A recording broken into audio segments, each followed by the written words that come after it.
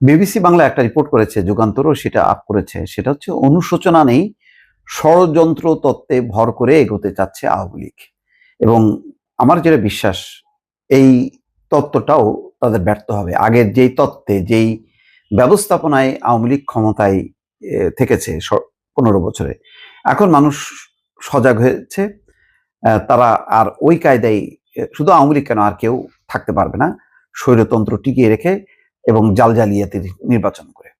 ফলে আওয়ামী লীগকে এখন ভিন্ন কৌশল নিতে হবে। এখনো পর্যন্ত তাদের যে অবস্থাটা, তাতে মনে হচ্ছে যে তাদের অহংকারের পতন ঘটে। মানে মানে কি বলে, যেহেতু দিল্লিতে একটা আশ্রয় পেয়েছে, ভারত তাদেরকে উদারচিত্তে তাদেরকে গ্রহণ করেছে, ফলে সেই জোরে তারা মনে করছে যে তারা তত্ত্ব চালাবে দেশে বিদেশে। তারা বলবে যে এটা ষড়যন্ত্র হয়েছে, ষড়যন্ত্রের মাধ্যমে এই সরকার ক্ষমতা এসছে বা আওয়ামী লীগকে ক্ষমতাচ্যুত করা হয়েছে। কিন্তু আওয়ামী লীগ বিগত 15 বছরে কেমন নির্বাচন করেছে, কেমন শাসন দিয়েছে, এটা বিদেশিরা মোটামুটি জানে। আর ইউনূস সরকার যেটা বলছে যে তারা এখন দ্বিতীয় পর্বে উন্নীত হয়েছে, তাদের এখন প্রধান কাজ হচ্ছে একটা ভালো নির্বাচন করা। আর সেই নির্বাচন লক্ষ্যে যদি তত্ত্বাবধায়ক সরকার ব্যবস্থা প্রবর্তিত হয়, তাহলে আর যতই আওয়ামী লীগ নির্বাচনে আসুক বা না আসুক, যতই তারা বলুক না কেন যে ষড়যন্ত্রের কথা, সেটা আর ধোপে টিকবে না। এবং আস্তে আস্তে গুরুত্ব এমনিতেই কমে যাবে। ভারতের রাজনৈতিক মহলও কিন্তু এখন ভাবছে যে শেখ হাসিনা তাদের জন্য বোঝা। এবং বাংলাদেশকে অ্যাসেস করা, ভারতের ভারতের শাসকরা, কূটনীতিকরা ব্যর্থ হয়েছে যে বাংলাদেশের মানুষের মনোভাব কি।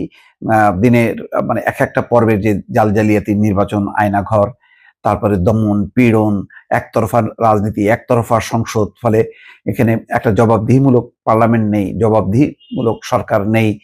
যখন তখন যাকে তাকে উৎখাত করা যায়, এমনকি প্রধান বিচারপতিরা পর্যন্ত নিরাপদ না, যেভাবে এস কে সিনহাকে চলে যেতে হয়েছে। এই সমস্ত ইতিহাসগুলো সবাই জানে এবং তারা, বিদেশিরা ভালো করেই জানে যে বাংলাদেশকে একটা নিরাপত্তার স্বার্থে ভারত যেন তেনভাবে বাংলাদেশকে ব্যবহার করেছে এবং শেখ হাসিনা সেই কাজটি সম্পন্ন করেছেন ভারতের পক্ষ হয়ে। ফলে এখন যেটা অবস্থা, যে রাজনৈতিক বিশ্লেষকরা বলছেন যে 15.5 বছরের দীর্ঘ শাসনামলে আওয়ামী লীগ ক্ষমতার অহংকারে রাজনীতি বিচ্ছিন্ন হয়ে প্রতিপক্ষ রাজনৈতিক দলগুলো, এমনকি সাধারণ মানুষকেও খেপিয়ে তুলেছিল। এবং যারাই আওয়ামী লীগের বিরোধিতা, তারাই পাকিস্তানের দোসর, রাজাকার, আলবদর, এই সমস্ত বলে গালাগালি দিত। শেষ পর্যন্ত টেকে নেই। এবং সেই পটভূমিতে পতনের আগ মুহূর্ত পর্যন্ত ছাত্র জনতার আন্দোলনে আওয়ামী লীগ সরকারের দমননীতির কারণে সাধারণ মানুষের মধ্যে তাদের প্রতি এক ধরনের নেতিবাচক ধারণা তৈরি হয়েছে। এছাড়া জামাত, এনসিপি এবং দলগুলোর বর্তমানে রাজনীতি নিয়ন্ত্রণ করছে, তাদের সঙ্গে অন্তর্বর্তী সরকারও আওয়ামী লীগ বিরোধী অবস্থানে আছে। অর্থাৎ এখন যতই এনসিপি জামাতের সাথে বিএনপির দূরত্ব থাকুক না কেন, সরকার, বিএনপি, জামাত, এনসিপি বা অন্যান্য দলগুলো কিন্তু আওয়ামী লীগ প্রশ্নে আবার একাট্টা। তারা কোনোভাবে আওয়ামী লীগের যে বয়ান, আওয়ামী লীগের যে ন্যারেটিভ তারা দাঁড় করানোর চেষ্টা করছে যে এখানে ষড়যন্ত্র, জঙ্গিবাদের উত্থান হয়েছে, এইগুলো খাবে না। আন্তর্জাতিক অঙ্গনেও এটা আর কোনো ধোপে টিকবে না যখন তাদের 15 বছরের শাসনামল বিশ্লেষণ করা হবে।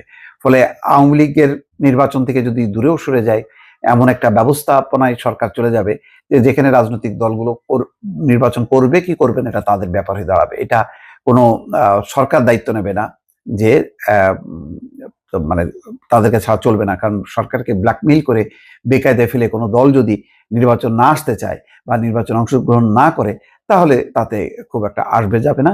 কারণ একটা নিরপেক্ষ নির্বাচনের জন্য একটা ব্যবস্থাপনায় একটা তত্ত্বাবধায়ক সরকার গঠিত হতে যাচ্ছে। ফলে এই অবস্থায় মানে আমি আওয়ামী লীগ নেই বলে নির্বাচনের গ্রহণযোগ্যতা থাকবে না আন্তর্জাতিক পর্যায়ে, সম্ভবত সেই ধারাটাও বিলুপ্ত হতে যাচ্ছে। দর্শক ভালো থাকবেন, আল্লাহ হাফেজ।